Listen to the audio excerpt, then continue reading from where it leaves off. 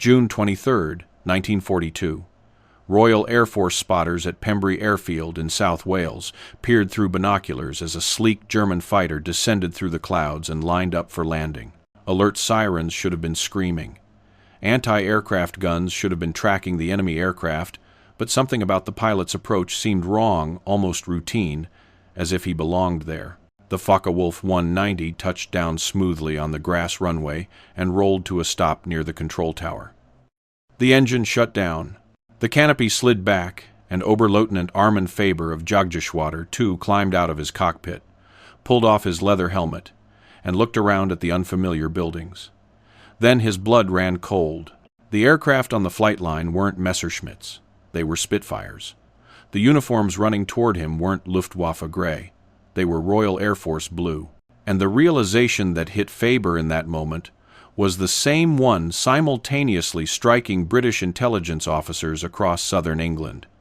Germany's most lethal fighter, the aircraft that had been slaughtering Allied pilots for months, the mysterious new weapon that seemed invincible in combat, had just been delivered intact to Britain by a pilot who had gotten disoriented and thought he was landing in France. The intelligence windfall was staggering.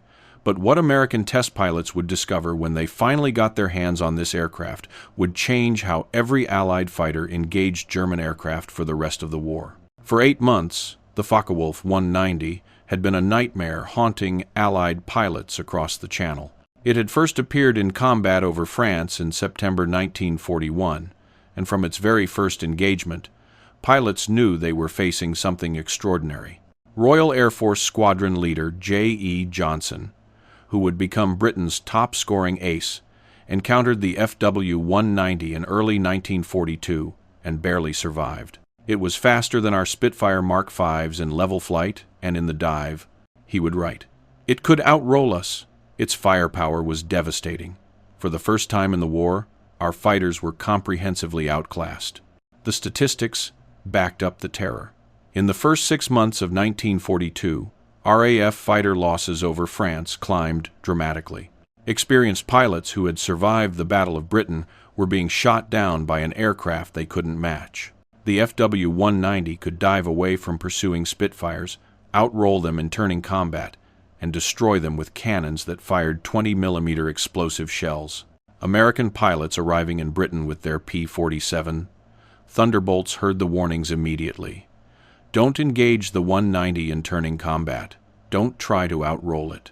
Don't get into a dive competition. The list of what not to do was long. The list of what would work was terrifyingly short. Intelligence desperately needed answers. What made this aircraft so effective? What were its limitations? How could Allied fighters counter it? But getting those answers required examining an actual FW-190, and every example shot down over Britain had been too damaged to reveal its secrets. Then Armin Faber made his catastrophic mistake. Oberleutnant Armin Faber was not a novice pilot. At 21 years old, he had already scored multiple victories and was considered a skilled member of WWII II, the elite Richthofen fighter wing. On June 23, 1942, he was flying as part of a fighter sweep over the English Channel, providing top cover for German bombers attacking coastal targets. The mission had gone smoothly until the return flight. Somewhere over the Channel, during aggressive maneuvering while engaging British fighters, Faber became disoriented. Cloud cover obscured the coastline. The sun's position gave him false directional cues, and when he broke through the clouds and saw a green countryside with an airfield below, his mind made a simple but catastrophic assumption. He thought he was over France, looking at a Luftwaffe base. He was actually over Wales, looking at RAF Pembrey. The mistake seems impossible in hindsight, but combat disorientation was more common than militaries admitted. Pilots flying at high speeds through clouds, pulling high-G maneuvers that affected blood flow to the brain, sometimes lost their sense of direction. Faber had done a 180-degree turn during the dogfight and simply didn't realize it. When he landed and saw the Spitfires, Faber attempted to restart his engine and take off again, but RAF personnel were already surrounding the aircraft. Within minutes, he was in custody, and British intelligence officers were examining the pristine Focke-Wulf WWII sitting on their runway. The immediate reaction at RAF headquarters bordered on euphoria. Air Chief Marshal Sholto Douglas, commanding RAF Fighter Command, immediately ordered the aircraft transported to the Royal Aircraft Establishment at Farnborough for testing. Every aspect of the machine was to be documented, measured, and analyzed. Within 48 hours, the FW-190 was at Farnborough, being inspected by Britain's top aviation engineers. What they found explained everything Allied pilots had been experiencing in combat. The aircraft was a masterpiece of practical engineering. While the Spitfire represented elegant aerodynamic design, the FW-190 embodied brutal functionality. Its BMW 801 radial engine produced 1,700 horsepower, compared to the Spitfire Mark V's 1,470. But raw power wasn't the whole story. The FW-190's most devastating advantage was its roll rate. The aircraft could snap from one bank to the other faster than any Allied fighter. This seemingly minor characteristic was actually revolutionary in combat.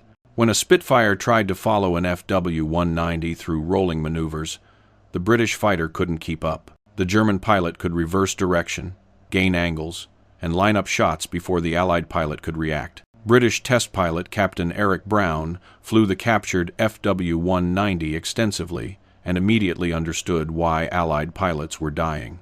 The ailerons were light and responsive at all speeds, he reported. You could throw this aircraft around the sky with almost no effort. The Spitfire required muscle and finesse. The FW-190 responded to thought. The firepower advantage was equally stunning. The FW-190A3 carried four 20mm MG-151 cannons and two 7.92mm machine guns. A 2-second burst delivered more explosive power than a Spitfire Mark V could generate in 10 seconds of firing.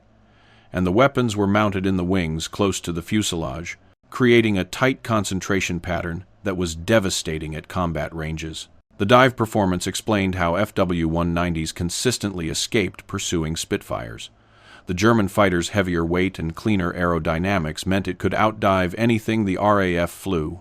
Pilots who tried to follow an FW-190 into a steep dive watched helplessly as the German aircraft pulled away. But the testing also revealed weaknesses, and this is where the intelligence value became strategic gold for Allied forces. The FW-190's radial engine, while powerful, created cooling problems at high altitudes. Above 20,000 feet, the aircraft's performance fell off dramatically. The engine struggled in the thin air, and pilots reported loss of power and overheating issues. Meanwhile, the Spitfire's Merlin engine, designed for high-altitude operation, actually performed better as altitude increased.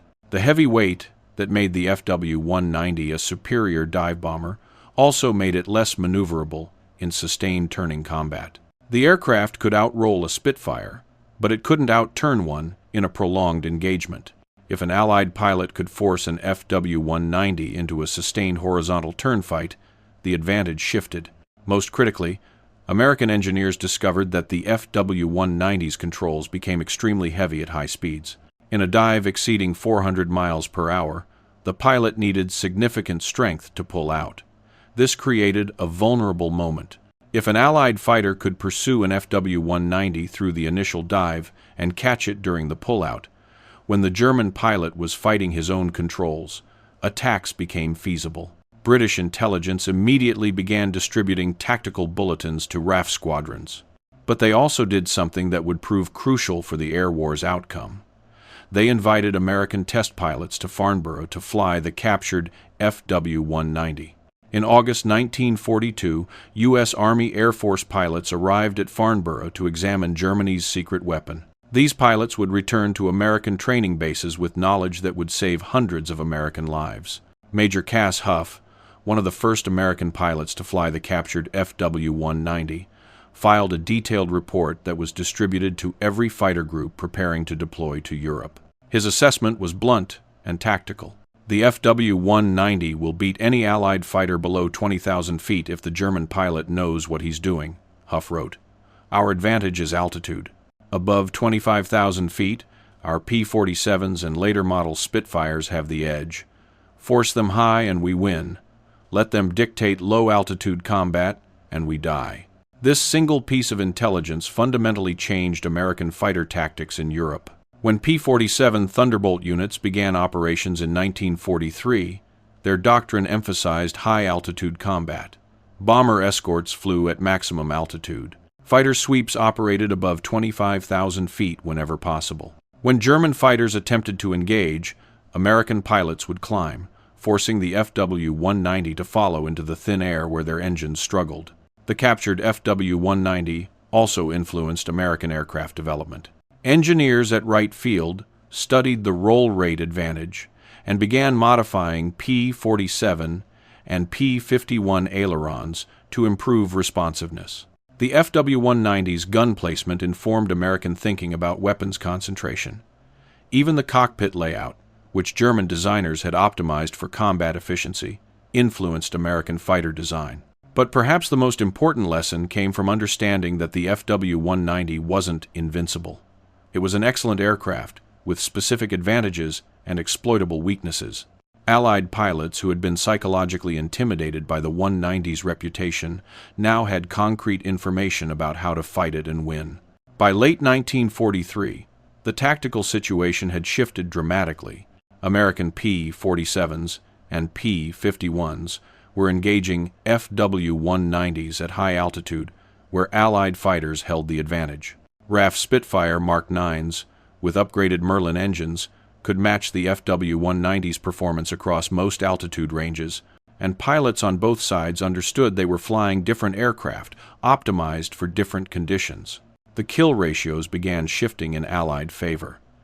FW-190 losses climbed as American and British pilots exploited the intelligence gained from Faber's captured aircraft. German pilots noticed that Allied fighters were no longer making the tactical mistakes that had given the FW-190 its early dominance. Oberleutnant Joseph Pips Priller, a high-scoring FW-190 ace, commented in late 1943 that American pilots had clearly studied the aircraft. "They know not to follow us into rolling scissors. They force us high where our engines labor. They've learned," he wrote in his combat journal. The captured FW-190 remained at Farnborough throughout the war, serving as a reference aircraft for evaluating new German variants as they appeared. When the FW-190D9 Dora, with its inline engine, appeared in late 1944, Allied intelligence immediately compared it to Faber's captured aircraft, understanding how German designers had addressed the original's high-altitude limitations. After the war, aviation historians calculated the impact of Faber's mistake. The intelligence gained from examining the intact FW-190 was shared with thousands of Allied pilots through tactical bulletins, training films, and direct demonstration flights. The knowledge influenced aircraft development, tactical doctrine, and operational planning across multiple air forces. Captain Eric Brown, who flew more captured enemy aircraft than any Allied pilot, would later write, "Faber's navigation error gave us the Rosetta Stone for understanding German fighter design." Every tactical advantage the FW-190 possessed was documented, and every weakness was exploited. That single aircraft probably saved more Allied lives than any intelligence coup of the war. The irony was not lost on German intelligence when they learned what had happened. One Luftwaffe officer commented, "We spent months trying to capture a Spitfire Mark IX intact so we could study its improvements. The British didn't have to try. We delivered our best fighter directly to them." Armin Faber spent the remainder of the war in a prisoner of war camp in Canada. He survived the war and returned to Germany, where he lived until 1976. Luftwaffe records suggest he was initially blamed for the loss of the aircraft, but later assessments acknowledged that combat disorientation could happen to any pilot. The real question was why German intelligence had assumed the British would never get their hands on an intact FW-190. The story of Faber's captured fighter teaches a crucial lesson about the nature of technological advantage in warfare. Germany's Focke-Wulf 190 represented a quantum leap in fighter design when it appeared in 1941. For nearly a year, it dominated Allied aircraft through superior performance and innovative engineering. But that advantage evaporated the moment Allied engineers could examine the actual machine. No aircraft is invincible. Every design involves compromises and trade-offs. The FW-190's low-altitude dominance came at the cost of high-altitude performance. Its excellent roll rate came with heavy, high-speed controls. Its powerful armament added weight that reduced maneuverability. Once Allied pilots understood these trade-offs, they could exploit them. Today, the FW-190 is remembered as one of World War II's great fighter designs. Aviation museums display surviving examples as masterpieces of German engineering. But the aircraft's reputation is inseparable from the intelligence coup that revealed its secrets. In the complex calculus of wartime advantage, one pilot's momentary disorientation over the English Channel turned Germany's secret weapon into an open book. The FW-190 that Armin Faber accidentally delivered to Britain became the aircraft that taught the Allies how to win. The lesson echoes through military history. Superior technology matters, but superior intelligence matters more. And sometimes the greatest victories come not from devastating attacks, but from simple mistakes that give your enemy exactly what they've been desperately seeking. The Focke-Wulf 190 could have remained a mystery, an invincible opponent that continued slaughtering Allied pilots through psychological advantage as much as technical superiority. Instead, it became a teaching tool that every Allied pilot studied, learned from, and ultimately defeated. One navigation error, one landed aircraft, one intelligence windfall that changed the air war over Europe. That's how America got Germany's secret fighter. And that's how a single mistake shifted the balance of power in the skies.